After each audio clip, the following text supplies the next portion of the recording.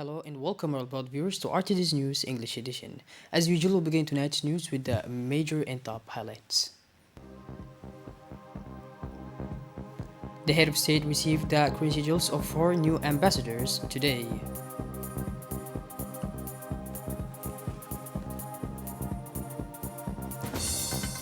And on the international scene in Syria, Syrian displaced persons between snowstorms, and constant fighting. Welcome back to our newsroom, our beloved viewers. The head of state, Mr. Ismail Omar Gelle, received this Monday mid-morning the letters of credence of 4 new foreign ambassadors associated by the respective countries to the Republic of Djibouti. These ambassadors, who handled the letters of credence in the audience devoted to the delivery of the letters of credence, the ambassador of the Republic of Finland, Mrs. Oti Holopinian, also paid a tribute to the positive role of the Republic of Djibouti in this part of the world on the occasion of the delivery of her letters of credence. Djibouti is making efforts to contribute to stability, cooperation, and regional economic integration, she said. She also welcomed the established prosperity of our country, a leading geostrategic platform to offer significant opportunities for economic growth and development. We are convinced that there is a potential to increase trade between our two countries, she announced before stating her determination to identify areas for concrete collaboration between the Republic of Djibouti and the Republic of Finland. The head of state, His Excellency Mr. Ismail Omar Gelle, also spoke at each of the sessions of reception of the letters of credence of these new ambassadors. In this speeches, President Gelle welcomed to Djibouti each of these diplomats and assured them that they will find the government and the people of Djibouti all the necessary support to accomplish their noble missions. Note the presence at these audiences of the Minister of Foreign Affairs and International Cooperation, Mr. Mahmoud Ali Yusuf. Then Mrs. Miriet Londomo, Ambassador of the Kingdom of Norway, presented the credentials to the head of state. De Sa Majesté Roi Harald V de Norvège, par lequel il m'accrédite comme ambassadeur extraordinaire et plénipotentiaire auprès de la République de Djibouti. Par la même occasion, Votre Excellence, j'ai l'honneur de vous remettre les lettres de retrait de mon prédécesseur.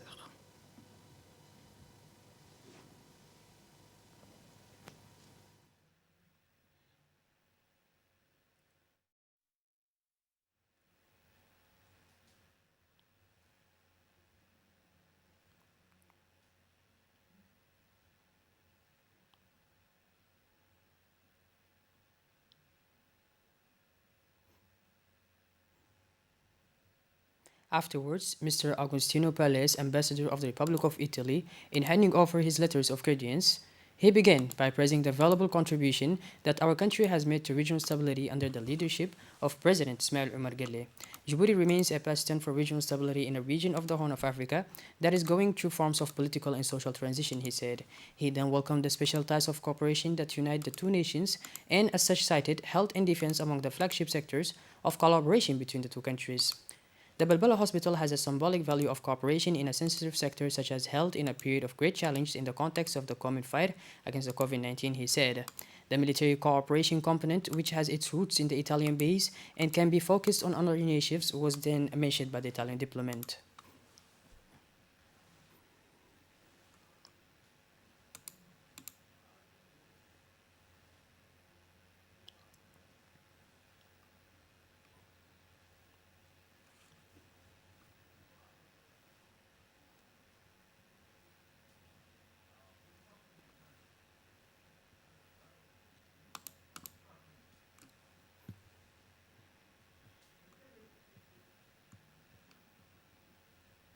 Then, Mr. Francisco Jose da Cruz, Ambassador of the Republic of Angola, presented the credentials to the head of state, Mr. Ismail Omar Gelle.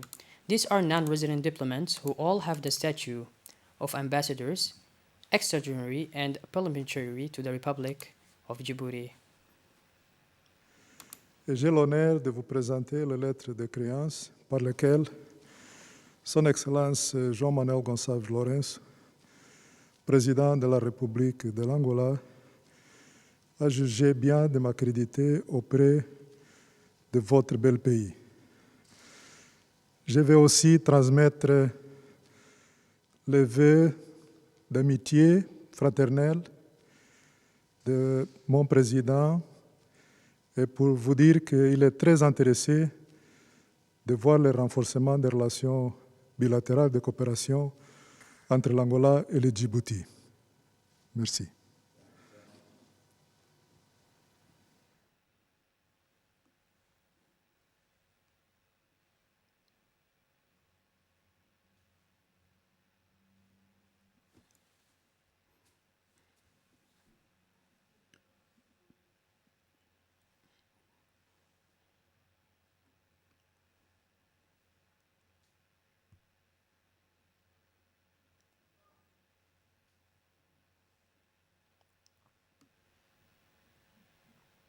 The National Social Security Fund was today the second stage of the tour of contacts started at the beginning of the week by the new Ministers of Labor and Administrative Reform, Mr. Umar Abdi Said, in the various institutions under his authority.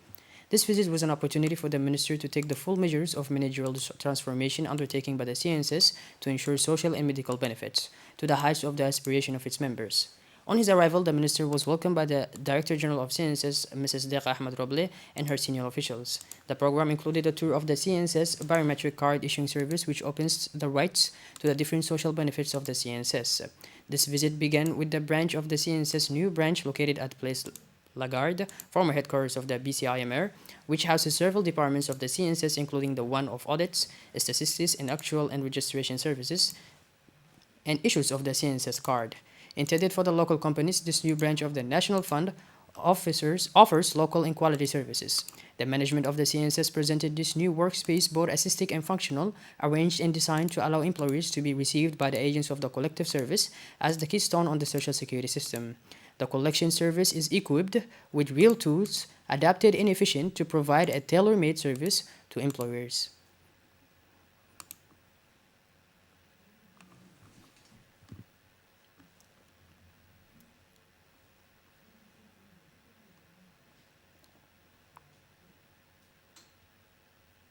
The National Social Security Fund was today the second stage of the tour of contest, started at the beginning of the week by the new Minister of Labor and Administrative Reform, Mr. Umar Abdi Said, in the various institutions under his authority. The visit was an opportunity for the minister to take the full measure of managerial transformation undertaken by the CNSS to ensure social and medical benefits to the height of the aspiration of its members. On his arrival, the minister was welcomed by the DG of CNSS, Director General, Mrs. Deqa Ahmed Roble, and her senior officials. The program included a tour of the CNSS biometric card issuing services, which opens the rights to the different social benefits of the CNSS. This visit began with the branch of the CNSS new branch located at Place Lagarde, headquarters of the BCIMR, which houses several departments of the CNSS, including the one of audit, statistics, and actual and registration services and issues of the CNSS card. Intended for local companies, this new branch of the Social Security Fund offers local and quality services. The management of the CNSS presented this new workspace both assistic and functional, arranged and designed to allow employees to be received by the agents of the collection service. As the keystone of Social Security system, the collection service is equipped with real tools adapted and efficient to provide a tailor-made services to employers. Today, the Hotel Akiazaz hosted a signing ceremony of tripartite contract objectives between about 40 athletes. The Federation concerned in the National Olympic Committee, which is responsible for managing the IOG grant for athletes. The event, which was placed under the dome of the President of the CNOSD, Mrs. Aisha Ali Garat, saw the participation of many personalities, including the Secretary General of the Presidency, the Mayor of the city, parliamentarians, as well as all the leaders of the federal sports movement of the country and the athletes who are beneficiaries of the IOG grant. All the partners of the Olympic Committee and all the presidents of the Federation were present at the signing ceremony, which took place at the hotel. This contract comes after the recommendations of the Day of Reflection on the social sport organized by the National Olympic Committee. The President has released a exceptional subsidy that will allow a better sport for our athletes and their travel to international training centers. The objective is to qualify the maximum of athletes in their respective disciplines and to distinguish themselves in the various continental and international intermediate events. Following the obtaining of the IOG grant for elite athletes, the tripartite contract between the community, the Federation, and the athletes commits the letter to give the best. Its athletes will be distributed in several countries, including Uganda, Kenya, and Ethiopia. The president of the Djibouti Olympic Committee, Mrs. Aisha Garat Ali, in her capacity as leader of the entire sports movement, thanked the President of the Republic for his constant support. For the president of the Djibouti Olympic Committee, President Ismail Umar Galle is the captain of the National Olympic team. His support and his personal involvement will be important on the future results of our athletes, an opinion that is shared by the leaders of federal sports organizations, especially by athletes who are pleased with the valuable support of the President of the Republic. It should be known that the President Ismail Omar Guelleh has always given particular importance to the development of sports and the inspiration of youth. Moreover, his new mandate is entirely devoted to youth and sport, and they were the main themes of the presidential campaign. In her speech, the president of the Djibouti Olympic Committee, Mrs. Aisha Garad Ali, in her capacity as the head of sports committee, thanked the President of the Republic for his continued support. It should be noted that the President Ismail Omar Guelleh has always attached special importance to the development of sports and youth. His new term is entirely devoted to youth and sports, and they were the two main themes of the presidential campaign. A press conference with the President, the Vice President, but also the President of the Federation of Athletics closed the event, in which the three personalities has answered the questions asked by journalists who were present. In turn, they explained in detail the missions and objectives that were assigned to them, but also the future projects that target the youth qualifier as dynamic that are the Djiboutians. To the Ministry of Environment, in collaboration with the Ministry of Telecommunications, organized today, January 24th, at the People's Palace, a training workshop on the media treatment of the environmental issue. About 20 journalists from the print and audiovisual media took part in this training workshop, whose kickoff was given in the presence of the Secretary General of the Ministry of Environment, Mr. Dini Abdullah Dini, the representative of UNDP. The workshop was conducted by experts and national specialists in the environment. The objective of this workshop is to strain national capacities to improve decision-making and integration of global environmental obligations. The Ministry of Environment, in collaboration with the Ministry of Telecommunications, wanted to reflect on crucial environmental issues and the national policy on the use of media and the role of the media in raising awareness on environmental issues.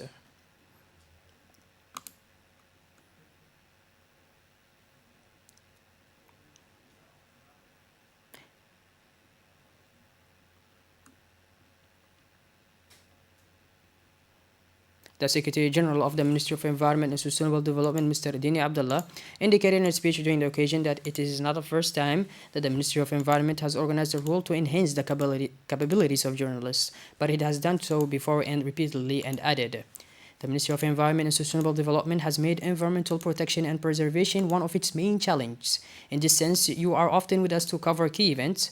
I am, of course, talking about capacity building workshops for our partners in the field of environment, but also about the interventions in rural areas that the Ministry of Environment is carrying out to deal with the main environmental challenges facing our country. The team of the Center for Leadership and Entrepreneurship, led by its Director General, Mrs. Ubah Ahmed Malo, made a visit today to the Djibouti office of Industrial and Commercial Property. The delegation was welcomed by the Director of ODPEC, Mr. Ahmed Mohamed Usman, who proceeded to a guided tour of the premises with the aim of presenting the different services for the institution. This was followed by a working meeting that focused on the collaboration between the two institutions for the improvement and facilitation of women and youth entrepreneurship. Following the working meeting, a signing ceremony of the Convention of Adhesion of the CLE to the National Network of Support Centers for Technology and Innovation, better known under its acronym CATI, took place. The CATI project, initiated by the World Intellectual Property Organization and validated by the OPTEC, allows to stimulate innovation and economic growth in the Republic of Djibouti. Access to this network will allow the CLE and entrepreneurs to facilitate access to quality technological information and strengthen the capacity of Djiboutian investors and innovators to exploit this information effectively. During the ceremony, the two institutions stressed the importance of innovation for the competitiveness of companies in the current context of globalization. The event ended with the delivery of certificates in intellectual property to the executive of the CLE, who were trained by the specialists of the ODPEC for a period of 3 months. This professional recognition will allow the executive to accompany the carriers of innovative projects. As usual, the Ministry of Commerce and Tourism continues its price control operation throughout the national territory to enforce the prices set by the ministry. The main objective of this operation is to ensure, on the one hand, the availability of foodstuff on the first necessity, and on the other hand, in the respect of the prices approved by the Ministry of Trade and Tourism. The Ministry of Commerce and Tourism would like to take this opportunity to inform the population that the foodstuffs of first necessity have known, since the appearance of the disease of the coronavirus increases everywhere in the world, and this caused slight increases in the national level on 3 products: flour, sugar, and oil. This Monday, January 24, 2022,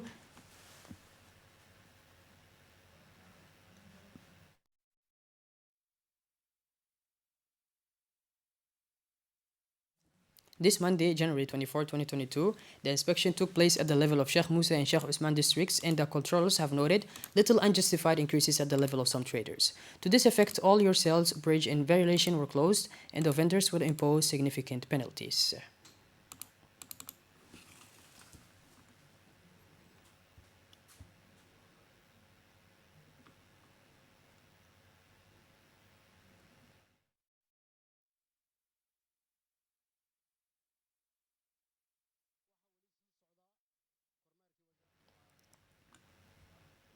during the night of 19/1/2022 at 9:30 p.m.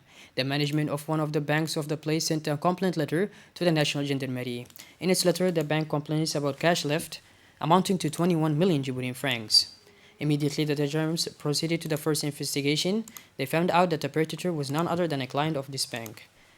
The latter used a MasterCard withdrawal card redeemable with foreign currency to commit his crime. Taking advantage of the programming failure of the said MasterCard, the accused made several withdrawals from different ATMs of the same bank. These facts took place in the period between 25th and 19.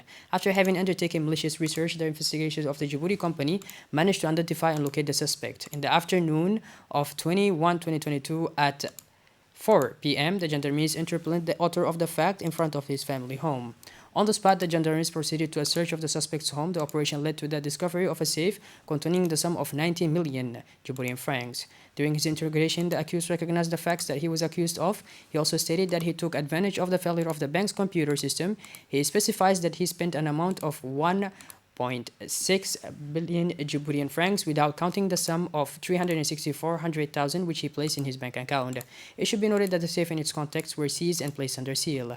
Given the seriousness of the facts, the accused will be brought to justice to answer for his facts and actions. The Gendarmerie will spare no efforts to assure insecure investors operating on the national territory. The sub-prefect of the 1st District of Djibouti City, Mr. Abdi Hassan Ahmed, chaired this morning an important working meeting devoted to the prevention of crime. Participating in this meeting, the various heads of public security corps, police, and gendarmerie were also present at this meeting.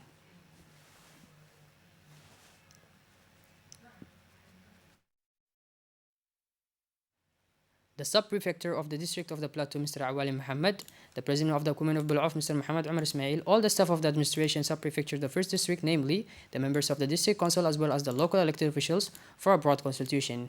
This meeting is part of a vast operation of awareness on the fight against crime in the various popular neighborhoods. The sub-prefecture of the 1st district of Djibouti City, Mr. Abdi Hassan Ahmed, who conveyed to the same occasion, the local elected officials and members of the district council stressed the need to take all measures to combat more effectively this scourge and prevent anything that could harm public safety.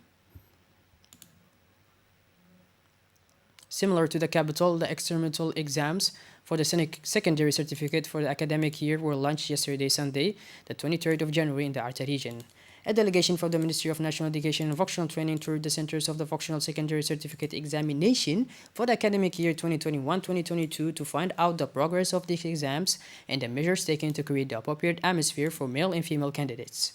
At the beginning of the visit, the delegation toured the examination halls and met the observers and supervisors of these exams, where they listened to more explanations about the preparation that preceded the examination. The delegation took the opportunity to encourage teachers and administrative staff to do their utmost to ensure integrity and complete transparency in these exams, expressing satisfaction with their smooth conduct. It should be noted that these experimental tests will continue until the 27th of this month. We have just learned with sadness the death of the late Abdullahi Darar Dirir, which occurred yesterday morning at the PLT hospital. Born in 1961 in Arta, the deceased Abdullahi Darar Dirir was the father of 4 children. The Minister of Health, Dr. Ahmad Roble, the Minister of Energy, Mr. Yunus Ali Gedi, and the Prefect of Arta Region, the President of the Regional Council, the Director of Health Region, and the entire family of the Ministry of Health expressed their sincerest condolences to the family and relatives of the deceased. May Allah welcome him in his eternal paradise. Inna lillah wa inna ilayhi raji'un.